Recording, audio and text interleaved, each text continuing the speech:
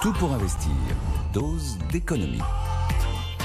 Bonjour Nicolas Dose. Bonjour. On arrive plein de résolutions ce matin. On va réfléchir à comment réaliser 5 milliards d'économies supplémentaires pour atteindre le total de 20 milliards l'an prochain. Le gouvernement a dévoilé hier des nouvelles pistes. Oui.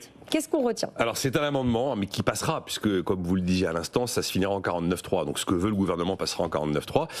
Et il s'agit d'aller chercher, dans la mesure la plus emblématique, 1 milliard 250 millions d'euros en appliquant aux fonctionnaires les règles des arrêts maladie du secteur privé. Et ça y est, on en parlait il y a quelques secondes. En passant de 1 jour de carence à 3 jours de carence, et en passant l'indemnité journalière maladie, non pas à 100%, mais à 90%, comme dans le privé. Il faut quand même rappeler que la plupart des salariés du privé, en fait, ces 3 jours de carence sont indemnisés par les complémentaires. Donc généralement, c'est quand même assez indolore. Oui. Il faudra voir comment ça se passe exactement dans la fonction publique. Mais voilà donc la mesure qui nous a été annoncée hier et qui va largement faire réagir toute la journée.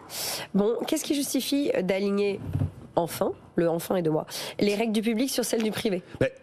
On observe deux phénomènes. D'abord, on observe un phénomène où, traditionnellement, historiquement, l'absentéisme dans le public et dans le privé était à peu près au même niveau. Oui. Et on était à peu près à 8 jours en moyenne, on va dire, par an. Et depuis Covid, tout a littéralement explosé, dans le public comme dans le privé. Mais depuis Covid, un écart très important s'est créé entre le public et le privé. Et maintenant, on est à, pour la moyenne, 14,5 jours en moyenne par an et par agent dans le public, contre 11,6 jours par an et par salarié du secteur privé. Si on regarde après les différentes fonctions publiques, c'est dans la territoriale que l'absentéisme est le plus important, ouais. Et c'est dans la fonction publique d'État qu'il l'est le moins. Et donc, pourtant, en 2018, ces deux courbes étaient parfaitement jumelles et elles étaient à peu près au même niveau. Et quand on regarde en 10 ans, l'absentéisme a quand même bondi de 80%. Donc c'est quand même un vrai phénomène. Ouais. C'est pas évident d'ailleurs à analyser. On a du mal à partir du principe que depuis Covid, tout le monde serait atteint d'une espèce de paresse et s'amuserait à multiplier les arrêts maladie de complaisance, ce qui n'était pas le cas avant l'année 2020-2019. Ouais. Donc c'est pas simple à expliquer. En tout cas, il y a une réalité, c'est que les chiffres se sont considérablement aggravés. L'inspection générale des finances et l'inspection générale des affaires sociales, à l'occasion de cet amendement, a publié une note indiquant que sur l'année 2022, le nombre de jours payés non travaillés dans la fonction publique, jours payés mais qui n'ont pas été travaillés, la facture s'élève à 15 milliards d'euros. Donc on a un sujet. Il y a eu des pays qui ont pris des mesures à peu près similaires et objectivement, quand vous décidez de durcir les règles, vous avez effectivement un phénomène de recul de l'absentéisme. Oui. C'est très très difficile de faire le tri entre celui qui n'est pas là parce qu'il est malade et celui qui n'est pas là par une forme de laisser aller ou de complaisance avec un médecin qui va lui faire un arrêt maladie qui n'est pas justifié. Il y a d'ailleurs des pays qui pourraient essayer quand même de ne pas faire totalement n'importe quoi, ont mis des mesures de ce type-là, de jours de carence ou encore de baisse d'indemnité journalière des systèmes de soins, mais qui ont multiplié les contrôles pour essayer de voir si les arrêts de travail étaient des arrêts de travail sérieux ou des arrêts de travail un petit peu abusifs. En tout cas, la mesure a donc été présentée pour une économie d'1 milliard 250 millions d'euros et celle-là a quand même toutes les chances d'aboutir à l'arrivée.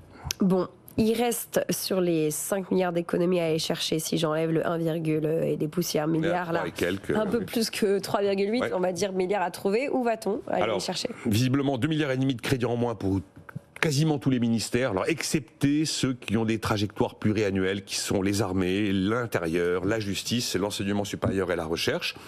Il y aura 600 millions d'euros, ça c'est un classique de crédit en moins dans l'aide au développement. C'est toujours dans l'aide au développement qu'on va chercher un peu en urgence de l'argent. 300 millions d'euros de dépenses en moins liées à la voiture électrique, mais alors sans détail. Ce qui fait que je ne sais pas trop à quoi ressembleront les dispositifs d'aide à l'achat pour la voiture électrique à compter de l'année prochaine.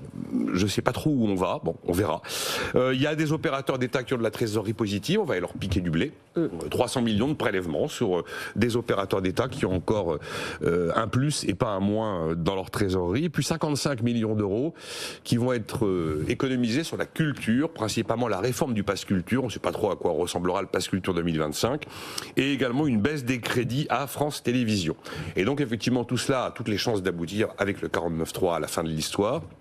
À noter aussi que Laurent Saint-Martin s'exprime ce matin dans les colonnes du Parisien et il indique qu'effectivement une mesure de compensation existera pour les petites retraites. Alors toutes les retraites seront gelées au début de l'année, parce que techniquement c'est pas possible de faire différemment, mais il promet une mesure de compensation pour les petites retraites pour compenser ce gel de 6 mois. Alors après, il appartiendra aux parlementaires de déterminer ce que c'est que la petite retraite. Est-ce que c'est 1200 par mois, 1250 par mois, 1300 On ne sait pas non plus exactement quel sera le canal qui va permettre d'apporter cette compensation aux retraités, mais en tout cas, c'est un engagement politique qui date de ce matin. Voilà.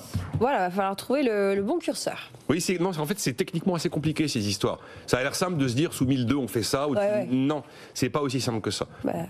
Surtout quand on est la personne qui est à l'endroit où...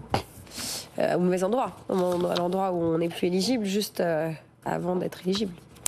Merci beaucoup Nicolas Dose pour cette dose d'économie au pluriel dans Tout pour investir tous les jours. Vous le savez, Nicolas Dose est aussi aux manettes des experts de 9h à 10h et puis à n'importe quelle heure en podcast. Vous pouvez retrouver l'ensemble de ces émissions sur notre site et notre application et puis même sur YouTube. Oui, BFM Business a une chaîne. Vous pouvez nous suivre sur YouTube et retrouver l'ensemble des chroniques de Nicolas avec un espace où vous pouvez partager vous aussi vos convictions, vos avis économiques pour alimenter la discussion.